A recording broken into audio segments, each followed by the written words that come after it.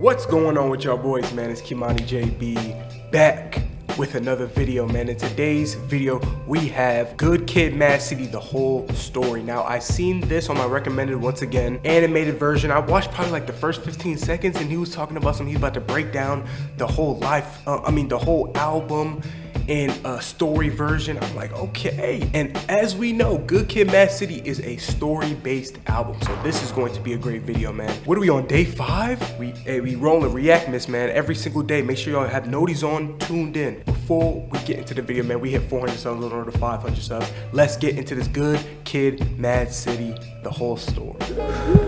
And mind y'all, it's a long video. Kendrick Lamar's Good Kid, M.A.A.d City. Long ass video. I honestly doubt it. Here, we're not only gonna be the album, we're gonna be dissecting every story, meaning and how this is Kendrick's greatest album. Kendrick Lamar's Good Kid, M.A.A.d City is more than just a bunch of random songs. No, it tells the story on how Kendrick became the success he is today by battling his inner demons, trauma, and how Kendrick became the. What is the best album out of these 4, do y'all think? Me personally, it's Good Kid, M.A.A.d City. It's classic from start to finish. Even the bonuses was a hit, masterpiece. Pimp a Butterfly was cool. Damn, that was cool. Oh my goodness, I fucked with Damn too. I wasn't really fucking with the Mr. Morale and the Big Steps. You know, I'm sorry. Success he is today by battling his inner demons, trauma, and how in just one single day, Kendrick would be faced with the hardest choice of his life. So, what does it mean to be a good kid in a M.A.A.d City? Talk to me.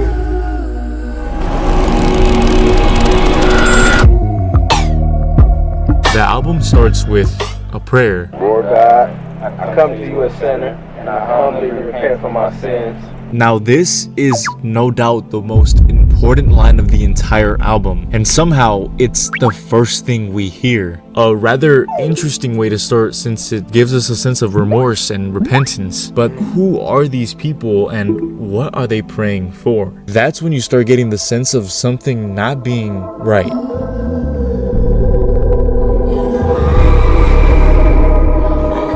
Important sound that represents a key figure in this album, a girl that would change the whole trajectory of everything to come after. Sherane. The song kicks off at this house party in Compton where a young 17-year-old Kendrick meets this girl, Sherane. I met her at this house party on El Segundo in Central. She had the credentials of strippers in Atlanta. Hello, my name is Kendrick. She said, no, you're handsome. Whispered in my ear, disappeared, then found her dancing. She's captivating. It's beyond anything he's felt before. But this girl, Sherane, becomes a huge temptation for Kendrick. The way that he describes her, all rough and focusing on her physicality, shows the youthful impulsiveness that drives so many of his decisions in this album.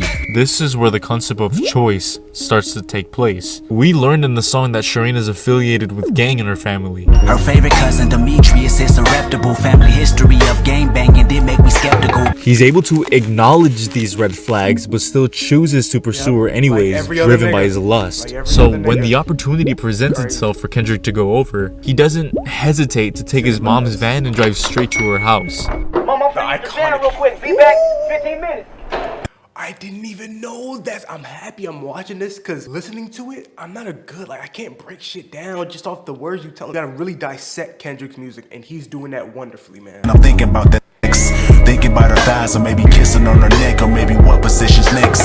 2 blocks away, 250 feet, and 6 steps from where she stays. But as Kendrick inches closer and closer to Sherane, Poured up, a smile on my face, and then I see 2 niggas, 2 black hoodies. I froze as my phone rang. the track here suddenly stops. A very simple story. Boy meets girl, girl becomes a problem, and consequences begin. But after this point, you're left wondering, what just happened? Are these 2 hooded people involved with Sherane? Was this all a plot towards Kendrick? Even considering Kendrick's mom refers to Sherane as a hood rat in the ending skit of the song.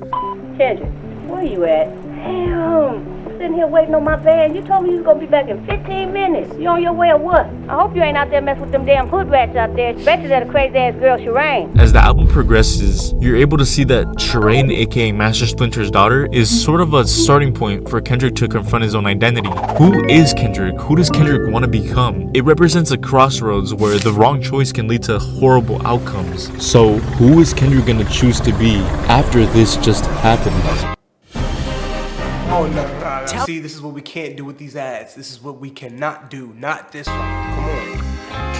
Don't Kill My Vibe is the second and most favorable song off the album and introduces us to a new version of Kendrick. No longer K-Dot, the young boy from Compton, but Kendrick as he is from the release of this album. In the song, Kendrick talks to different people, with each perspective being able to help us understand his message a little better. First, having a conversation with God, talking to him as a sinner. I am a sinner who's probably gonna sin again.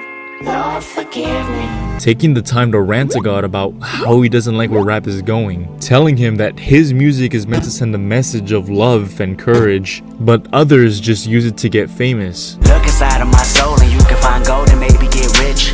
Look inside of your soul and you can find out it never exists. I can feel the new people around me just wanna be famous. Kendrick here seeking guidance from God as he navigates his new fame. This can also be interpreted as Kendrick having a conversation with two sides of himself. One side is super confident. This side of him feels inspired and believes that he can reach great heights in his career. We live in a world on two different axles. But then there's the other side that feels unsure and weighted down by everything that comes with being famous. I'm trying to keep it alive and not compromise the feeling we love. These two voices going back and forth throughout the song. Then there's Kendrick talking directly to you, the listener. He's trying to stay focused on what's important to him, but people around him are just messing with his vibe, distracting him. The song basically saying, leave me alone, let me do my thing without any of this bad energy.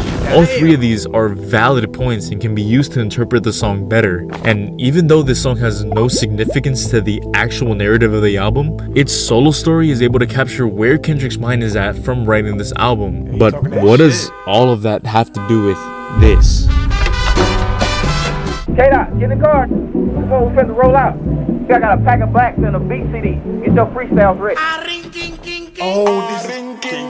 Backseat Freestyle is the third song off the album, and you can immediately tell the disconnect from the last previous tracks. While those two were focused more on explaining something to you through this sort of calmer beat. Hey,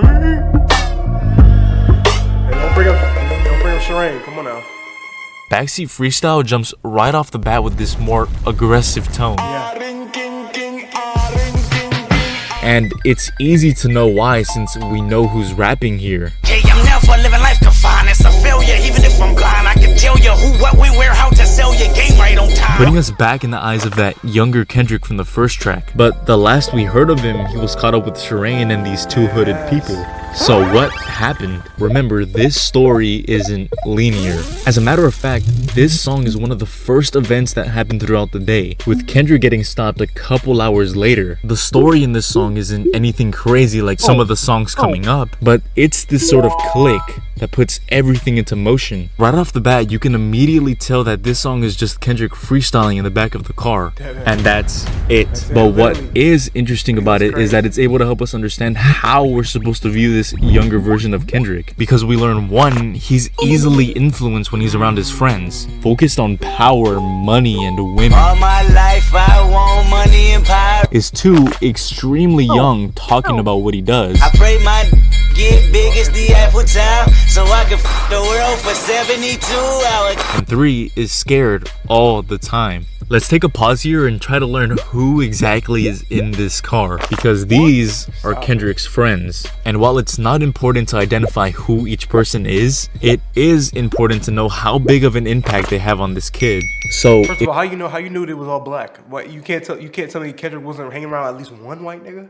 Just one? Maybe the cool white nigga that, you know, be fuck with the black kids, you know what I'm saying? Not one? Okay. If Kendrick doesn't think about change in what's coming next, these friends will be the reason that his life is about to take the biggest U-turn you've ever seen in your entire life. Peer pressure, come on. The Art of Peer Pressure is probably one of the most intuitive songs off the album, and really starts pushing the needle forward compared to other songs prior. So what's going on here? The song is an immediate continuation of Backseat Freestyle, and we now know that that song was literally just Kendrick rapping in the back of the car. But as mentioned earlier, these friends aren't people to mess around with, and Kendrick, despite how he's been acting so far, is only doing it to gain some brownie points from these people. Because the truth is, Kendrick doesn't like to get into any trouble. He wants to stay as far far away from gangs as possible. He really is just a good kid. But the second he decides to step into that car, Russian men quick to laugh about it. Lately I'm a peacemaker, but I'm with the homies right now. so as Kendrick continues to drive around the city, the more and more his friends want to do. Now, keep in mind that he's been in this car all day, and the amount of things that they've been doing is beyond explaining. Me and my niggas 4 deep in a white Toyota. A quarter tank of gas, one doing orange soda. They meet some girls, they get interrogated by rival gangs, just trying to cause as much trouble as they can. But at some point during this ride, someone passes Kendrick a blunt. Again, Kendrick does not want to do this. He has no idea what's in it, who gave it to him, but it doesn't matter, right? Right? I didn't even realize it makes sense now, because when I heard this, I wasn't thinking, yeah, he hit the blunt and he was really out of it. I just thought, no, he's a musician. You feel me? But now it makes sense, bro. That's crazy. Well, we'll get to that later. After driving Don't cap. Y'all niggas didn't know that. Don't cap. Don't cap. around for what seemed like hours, they end up in front of a house. And Kendrick already knows what's about to happen. He is not about to break into that house. Think of the consequences. Think of your mom. Consequences? Look at us. Everyone's already going in. If we don't go, imagine how bad everyone's gonna see us. The risk isn't worth it. Look at him. He's scared. He's not like them. One wrong move could ruin everything. Okay, but one good move can make him a legend in the streets. Think about it. You're making this a big deal when no one's even home. No, you know what? There's no way in a million years we're going in there, especially to break in. And that's final. I hit the back window in search of any Nintendo DVDs, plasma screen TVs in the trunk. But then, as predicted, the worst happens. Hey, there's somebody in this room. Wait, what? There's somebody in this room. Panicking, they sprint back to their car and speed off. Bag, I forgot. And then it's one lucky night went down. They have to escape these cops as fast as possible. We made a right, they made a left, they made a right, they made a left. I'm not gonna lie, already, bro. I'm 10 minutes in. Let me just go ahead and do my due diligence, subscribe, and already liked. Perfect.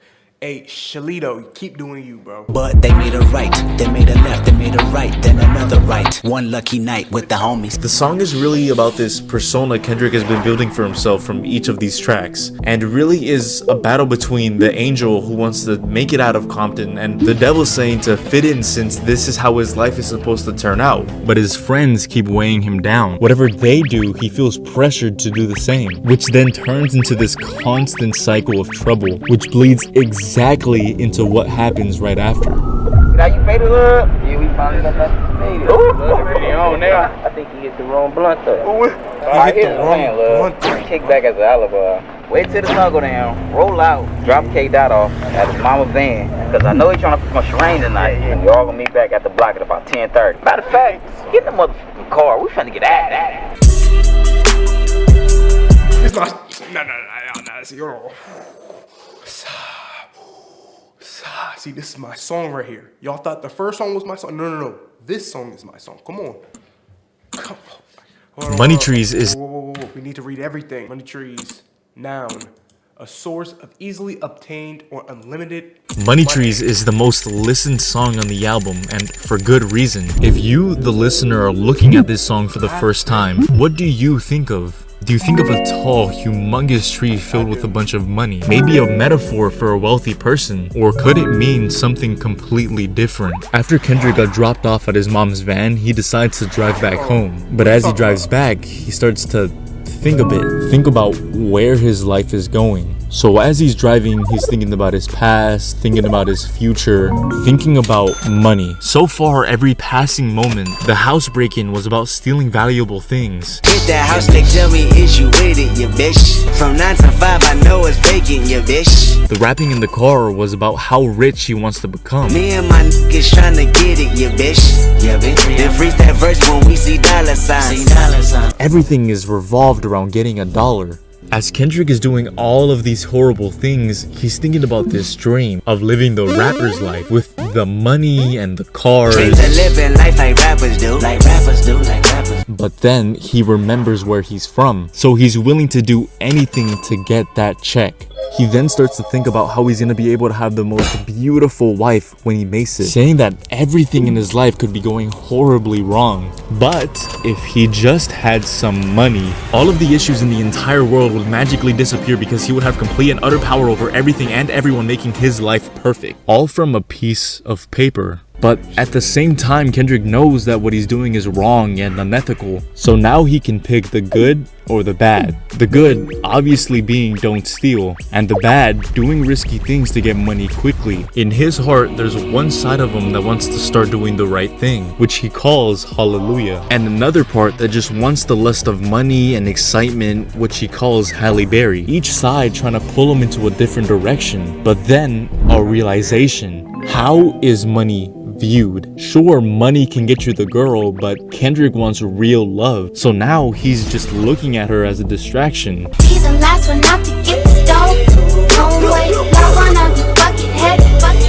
Oh my god. Wait, hold on. Okay. Last one out to get Be the last one out to get this done. stove. Don't wait, love on a bucket head. Don't wait. Think of it like climbing the mountain of life. People will take their backpacks full of necessities and their morals, you know, things they love, but it's a lot of stuff, so it's heavy. So it's crazy what people are willing to do to get up the mountain faster, dropping stuff from their backpacks more and more just to get to the top first. So when you get up there, you forget why you even climbed up here in the first place. Does Kendrick want that? So far, Kendrick has been kinda immature. But this is showing an awakening to what he can finally do to change. So this is it. After seeing Sherane later, his life is about to completely change. He can actually make it out of Compton. All of these trials and tribulations for Kendrick to wake up and finally realize he can make it out. Oh, wait.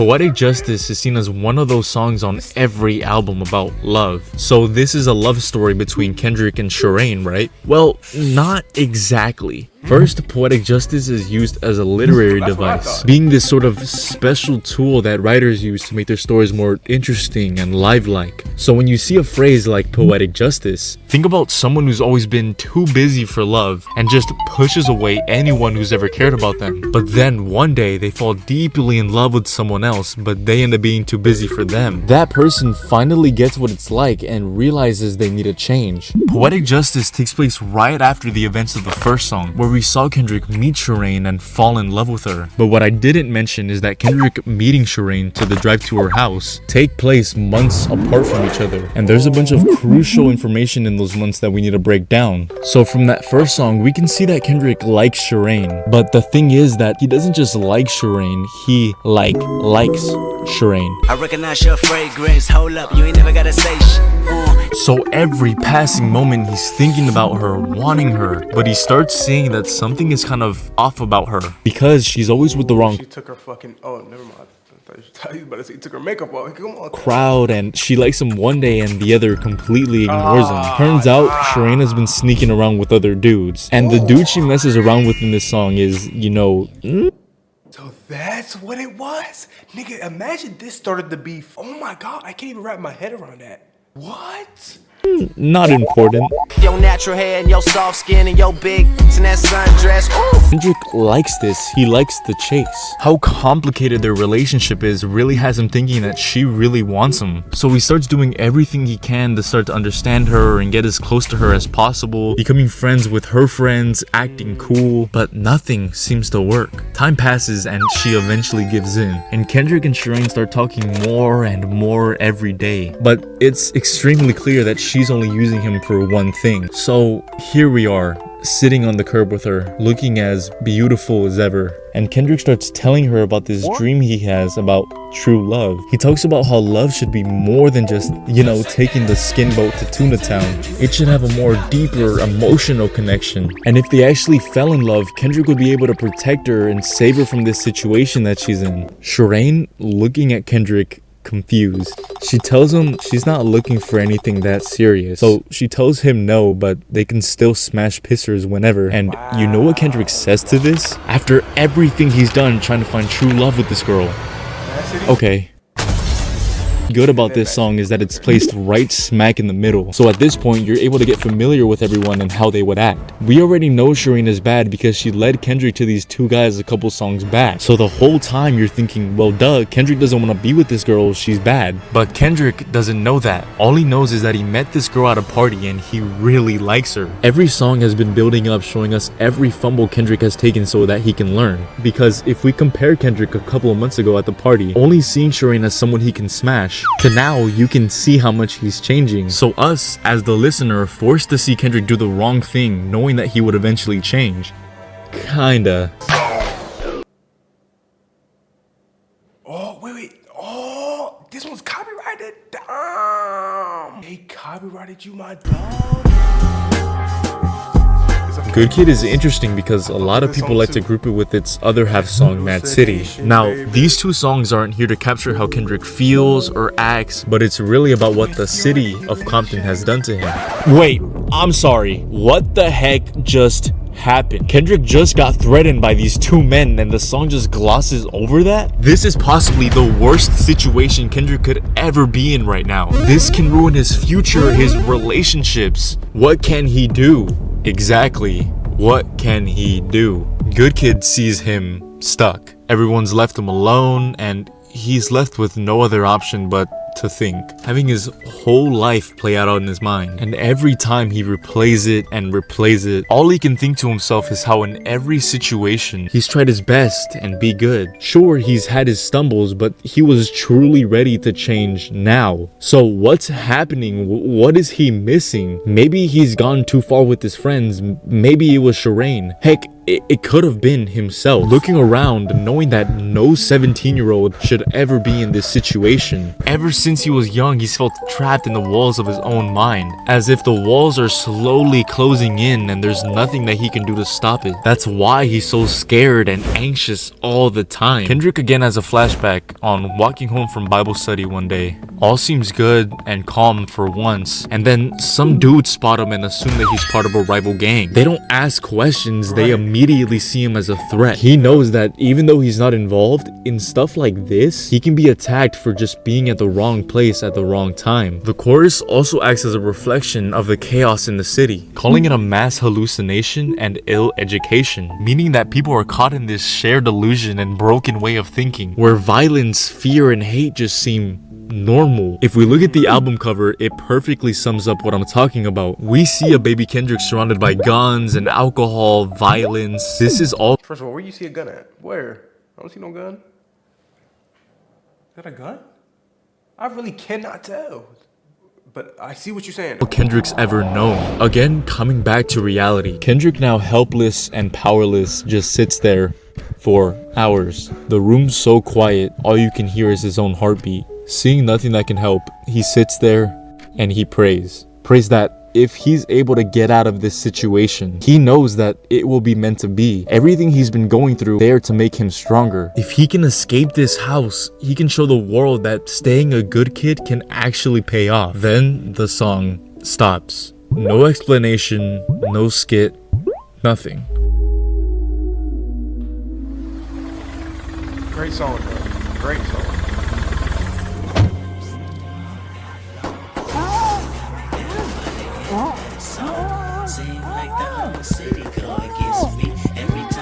Shade out, get the card.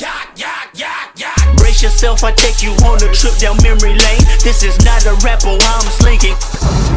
Okay, other half of Good Kid, we just saved Kendrick. Oh my gosh. m.A.A.d City is the most intensifying song, as it blew everyone away the first time they listened to it. But the way that it comes in with this veracity is not just for show. It's probably one of the most important parts of this entire album, which is super crucial to know later. We'll get to it. So what is happening? I know a lot of information just hit your brain, so let's do a little recap. Kendrick goes to see Sherane. Sherane purposely set him up to get interrogated by these two guys. They locked him up, and Kendrick's friends just came to save his life. That means that Kendrick's prayer to God is now in full effect. So did God send my friends? Did Sherane really set me up? So many thoughts start rushing into his head, with his thoughts getting crazier and crazier, thinking about why he needs to get out of this city. comparing it to a war zone in Pakistan where people keep dying and how somehow it's normal for you to keep a gun on you at all times. Kendrick being only 9 years old and watching someone get shot for the first time. That moment switching his mindset forever. The more and more Kendrick thinks, the worse his thoughts get. If you listen closely, you can hear Kendrick's voice break down at the brink of tears the further we get into the song. Ugly waving your hand out the window, check yourself. Now crawl your head in that noose. You wind up dead on the news. It's almost like he can't take it anymore. Why is this happening to him? There's a specific phrase in this song that explains it better than I ever could. Bend down, where you from? Who you know? Where you from? Where your grandma stayed, huh? It almost sounds like what those guys said to Kendrick earlier. I'm gonna tell you where I'm from, okay? You gonna tell me where you from, okay? Or where your grandma stayed. But why is it here? And why is it so distorted and low? Well, the answer to that is actually extremely simple. Wake your punk, what's up? It ain't nothing but a Compton thing. Chill. If we go back all the way to The Art of Peer Pressure, I told you guys that Kendrick took a blunt with a bit of some of that powdered sugar, remember? So the true effects of that blunt haven't started hitting him until he started running for his life in the beginning. Probably why he was able to outrun those guys, huh? So this entire first section of the song with Kendrick talking insane and going crazy was him hallucinating in the car as him and his friends were driving away. He can't get over how crazy his life is. Did you not see what just happened to him? Okay, wait. Okay, now you fucking me up. Hold on, what? Guys, huh? So this entire first section of the song with Kendrick talking insane and going crazy was him hallucinating in the car as him and his friends were driving away. So none of this shit was real. He was just hallucinating. He can't get over how crazy his life is. Did you not see what just happened to him? It was insane. He gets serious and tells us that no matter how bad he makes his story seem about Compton, no one will ever understand what it was like to be a kid going through this. Because it was bad. Worse than I can ever explain it. And that's the message between these two songs. No matter how many times Kendrick is influenced to go out with his friends or be with Sherane, the city as a whole can destroy him as a person. So Kendrick tweaking in the back eventually makes his friends park the car. There's a pretty good distance away from the house. Why your voice? So I think it's a good time for... That's not me. Like that. Holy shit. Swimming Pools is the 9th song on this album, and it's funny how a lot of people view this as a club song telling people to drink and party, but that couldn't be farther from the truth. First, what exactly is swimming pools? Well, a swimming pool being a place of fun and jumping in the water, but here imagine the swimming pool being made entirely of liquor and addicted people are jumping in. This song steps away from everything and focuses on how Kendrick just promised himself if he can escape this house, he can show the world that staying a good kid can actually pay off. Telling his friends about last time they told him to drink. Picture this, Kendrick is at a party, everyone is drinking, the vibes are exciting, and then boom. You can see that people are drinking to escape their sadness, others just doing it to be accepted by their friends. So Kendrick at this party is, of course, not a drinker, but he stands there, watching, observing, seeing what everyone is doing. When all of a sudden his friends end up right next to him, all extremely drunk, pushing him to drink with them. But after some persistent no's, he ends up giving in because someone called him a pussy. See, now that's where you cross the line. So he starts drinking with them, and shot after shot, the room gets darker and louder, drinking more and more to keep up with his friends. Then comes a crucial point. Kendrick hears a voice, the voice of his conscience, warning him about the dangers of drinking too much.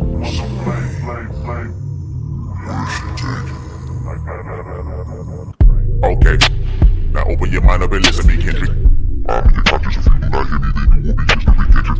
I know that you're nauseous right now, and I'm hoping to let you do disturbing, Kendrick. For that 1 second, he realizes what he's been doing, since he knows that drowning too much in this poison can lead to a crazy addiction and ruin his life. But Kendrick's already gone too far. He starts mentioning having a new appetite for failure, meaning that he's starting to expect the worst in his life. And this feeling just grows stronger over time, saying, Make an excuse that your relief is in the bottom of a bottle, and the green is in the... We go back to Kendrick explaining this to his friends, but they aren't listening. They still think that he's shooken up after what happened to him earlier. And so fueled by rage, the only thing on their minds from all of this is revenge. How can we get back at those people who did this to him? They can't let this slide. They have to end those guys' life. Without a second thought, they jump back in their car and they go back. Kendrick, not wanting to go, tries to become the voice of reason, but they just keep going faster and faster. Even though these two have nothing to do with it, they feel it's necessary to protect him here. And we know that Kendrick is changing, but even him being on this car going back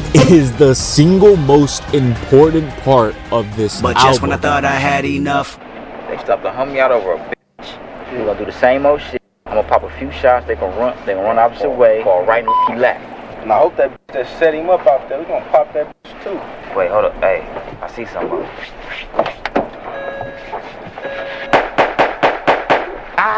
Got them. Damn, you didn't want to ask what their name was? Maybe you got the wrong niggas? Get out, you good? You good? Yeah, bud, I'm good. Dad, you good? Hey, say something.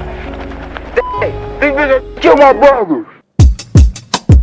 Thing about, oh my gosh, hold on. Thing About Me is, I would say, his best song. Even though there's so many good songs on that album, I fuck with Promise You Will Sing About Me.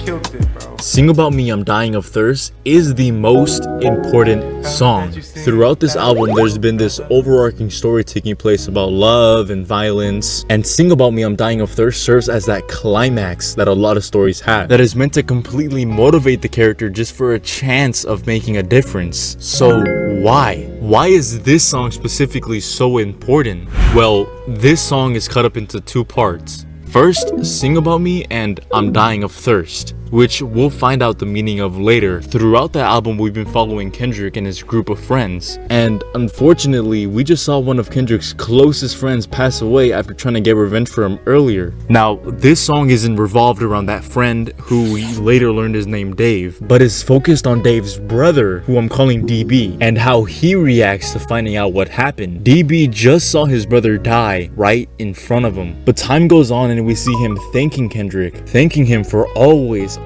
showing so much love to Dave. Even in Dave's dying moments, Kendrick held him, making him feel safe. Even though in this moment he's completely helpless, just being there meant so much to DB. We go back to a specific day where it's just Kendrick and DB alone, sitting, thinking about life, and for the first time in forever, they have a genuine talk, putting Kendrick in this high pedestal since he has this huge passion to make it out of Compton, because for him, it was all lost when he was just a kid, telling him about how much he loves his raps and prays that one day when he makes it big, he'll tell their story, shedding light to all those other kids going through the same situation, making sure that his memory is never forgotten. So fueled by rage, he can't get over his brother's death. It's the same nightmare every night, so he goes for vengeance. But one slip up ended his life. But Kendrick here, fulfilling his wish to sing about me, ending his verse with the final words, "Am I worth it?" Right now, man. Like, we right here. Relax. Brother, they just killed the homie brother, man. Just come, all right, just call me back, man. Relax. So what we gonna do, man? What we gonna do? Bruh, we can go back right now, man. We can go back right now. I'm tired of this. I'm tired of running. I'm tired of this. My brother, homie. I am tired of running. Song after song, it's been issue after issue, problem after problem. They're tired of running, they're tired of hunting, they're tired of living this life of crime, chasing these empty goals. They just watched their friend die and just want to find a way to stop all this madness. Kendrick and his friends start to reflect, saying, how many sins? I lost count. They've sinned too much and the Reaper is calling. Death is always close by and feel like there's no escape. So how are they all going to change? It's a cycle of violence, greed, temptation, repentance that keeps pulling them in. But breaking free from that cycle is an uphill battle. But then the most unexpected but beautiful thing happens. I'm tired of this. I'm tired of you running. Come talk to me. My brother, homie, is that what I think that he is? I know that's not what I think that he is. Why are you so angry? See, you young men are dying of thirst. Do you know what that means? That means you need water, holy water. You need to be baptized with the Spirit of the Lord. Do you want to receive God as your personal Savior? Okay, repeat after me. Lord God, I come to you a sinner. Lord God, I come to you a sinner. The phrase dying of thirst isn't about needing water. It's about feeling spiritually empty, desperate for something greater. This lady helping these young men with the sinner's prayer, turning their life into Jesus. No longer running, no longer living a life of crime and revenge, but living for Him. Releasing themselves of this horrible mentality and ready to live this life as a newly found person. And while people like DB were victim of not following through with this newly found mentality, people who did were able to find something greater. All right now. Remember this day, the start of a new life, your real life. I mean, at this point, we could have just ended the album right here, right? We just went from Kendrick being this easily influenced little immature kid to him having this beautiful redemption at the end. So why continue? Well, I like to think of this song as a bowl of cereal because you have two ingredients. You have the cereal and you have the milk. Both in their own regards are perfectly fine separate, but when combined together, magic. So this side of the story is done, right? It's over? Well, kinda. I like to think that there's one final puzzle piece to make this album whole. This song begins right after with Kendrick expressing pride in who he finally is. This is really important because it sets the stage for the main message of the song, being real. But what does that actually mean? After Kendrick took that leap to being true to himself, he realized what's going on with so many other people. He points out how everyone loves material things, fancy clothes, fast cars, money, and they believe that these things will make them happy. But what love got to do with it when you don't love yourself? No matter how much you love these material things or other people, if you don't love and accept yourself, none of it really matters. So real isn't about what you have or what other people think of you. It's about knowing yourself and your own worth. Well, true, but there's so much more to it than just that. Throughout the album, we've been getting voicemails from Kendrick's parents. And at first, these voicemails are very sporadic. Hey, where my motherfucking dominoes at? This is the second time I asked you to bring my dominoes. The damn phone. I want your body. I want your body. See? Hell, he ain't even tripping off them dominoes no more. Just bring the car back. Did somebody say domino? Don't hang up. Damn, let me Kendrick, when you get this message, man, call me back. But one thing is extremely clear. Kendrick's parents are flustered. His mom constantly asking for the van back. His dad high as hell the whole time. So they must not be important. Actually, these two characters might be the most important people. At some point after this whole ordeal, Kendrick's parents call him for a third time. Not calling, asking about the car or dominoes, but actually talking to him. His dad starts by apologizing for what happened to Dave. Gang, I ain't tripping up from dominoes no more. Just calling. Sorry to hear what happened to your homeboy. He tells him that what those people did to him, that's not being real. For him, being real is responsibility. It's taking care of your family. Real is God. His mom takes the phone and tells Kendrick that Top Dog, the music label, called asking if they could hear more from him, saying that they loved what they've been listening to so far, and if he actually put all of his energy into it, who knows where it can take him, ending the conversation with something that would push him forward to pursuing this rapping thing. If I don't hear from you.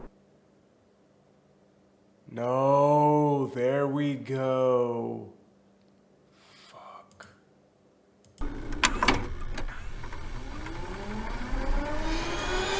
Now everybody serenade the new faith of Kendrick Lamar.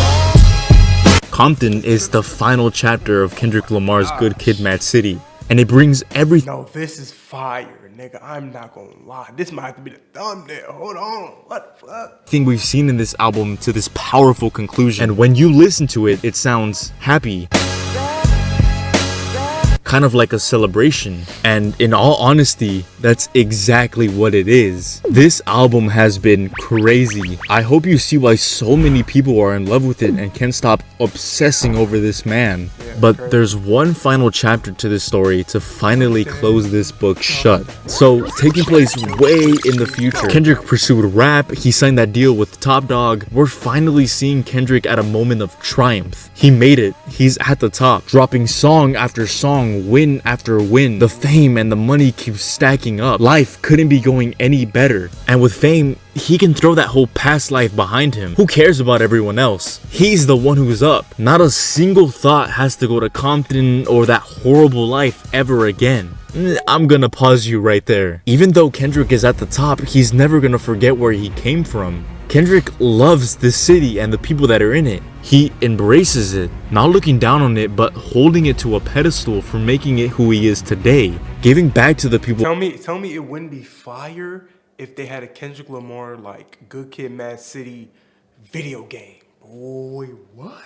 Of Compton, just as he promised his mom, showing homage to the city, its people, and its culture. The city is united as one. If the album is a story of Kendrick trying to find a way in the midst of chaos, Compton is that resolution where everything comes full circle. If you've been following this far, then you know that the story of Good Kid, Mad City is deeply rooted on the idea of change. Kendrick says that all kids in Compton are good kids, they just live in the Mad City. It changes people, it becomes their norm. So by him telling this story of his introduction to this world, to then his everyday life, to his eventual victory, it shows people that they can change too. We saw Kendrick at his worst in Compton, dealing with Sherane, the constant fear of walking outside, to that key moment changing everything for Kendrick, pushing him to achieve more.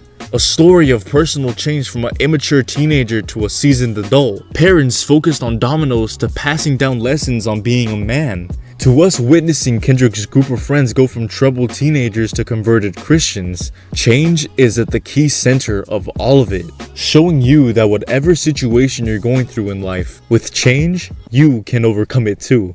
So find your good kid in a mad city and overcome it. Now you talking that shit, nigga. Now you talking that shit. Hey, what a great video, man. What's his name again? Shalito. Hopefully I'm saying that right, man. You deserve all of the likes, all of the subscribers, all of the views.